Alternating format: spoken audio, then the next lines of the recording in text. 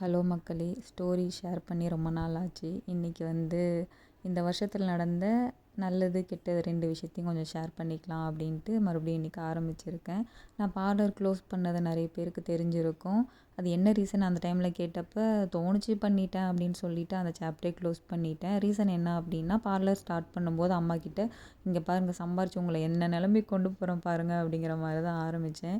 கடைசியாக எனக்கு ரெண்ட்டு கொடுக்க கூட அந்த கடை எனக்கு சம்பாரிச்சு கொடுக்கல. ஒவ்வொரு டைமும் அம்மா கிட்ட தான் போயிட்டு அம்மா ரெண்ட்டு, அம்மா கரண்ட்டு பில், அம்மா வண்டிக்கு பெட்ரோல், இந்த மாதிரி ஒவ்வொரு டைமும் காசு கேட்பேன். ரீசன் என்னென்னா, எனக்கு அதில் ப்ராஃபிட் எடுக்க முடியல. ரெண்ட்டு கொடுக்குறதே எனக்கு கஷ்டம் அப்படிங்கும்போது நான் போய் அதில் ப்ராஃபிட் எப்படி பார்க்க முடியும்? ப்ராஃபிட் இல்லாமல் பார்லர் க்ளோஸ் பண்ணவங்க தான் நம்ம கேள்விப்பட்டிருப்போம். ஆனால் நான் கொஞ்சம் உல்ட்டா, எனக்கு நல்ல ப்ராஃபிட் கையில் பார்த்த உடனே நான் பார்லர் க்ளோஸ் பண்ணிடலாம் அப்படிங்கிற ஒரு ஐடியாக்குள்ளே போயிட்டேன்.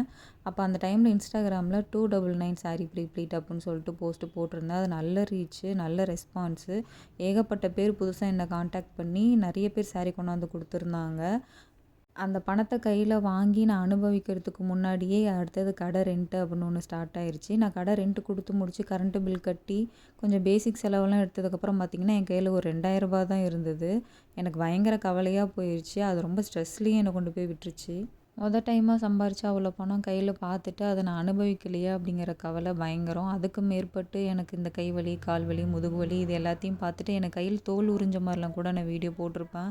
அவ்வளோ கஷ்டப்பட்டு சம்பாரித்து அந்த பணம் நம்ம அனுபவிக்கலையே அப்படிங்கிற கவலை எனக்கு ரொம்ப அதிகமாகிடுச்சு. கவலையில் இருந்த டைமில் மிராக்கலாக ஒன்று நடந்தது.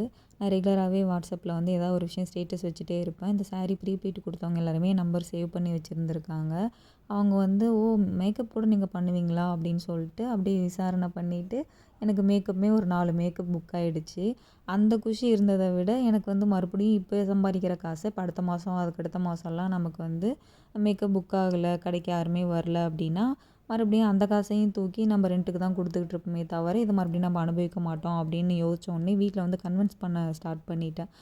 அம்மா இந்த மாதிரி தான் விஷயம், நான் கடை காலி பண்ணிக்கிறேன் அப்படின்னப்போ ஃபஸ்ட்டு அம்மா ஒத்துக்கல, அப்புறமா அம்மா ஒத்துக்கிட்டாங்க, அண்ணன் ஒத்துக்கல, அப்புறமா அண்ணன் என்னமோ பண்ணு அப்படின்ட்டாங்க. நானும் இதுதான் சாக்கு அப்படின்ட்டு திடுதுப்புன்னு கடையை காலி பண்ணிவிட்டு வீட்டுக்கு வந்துட்டேன்.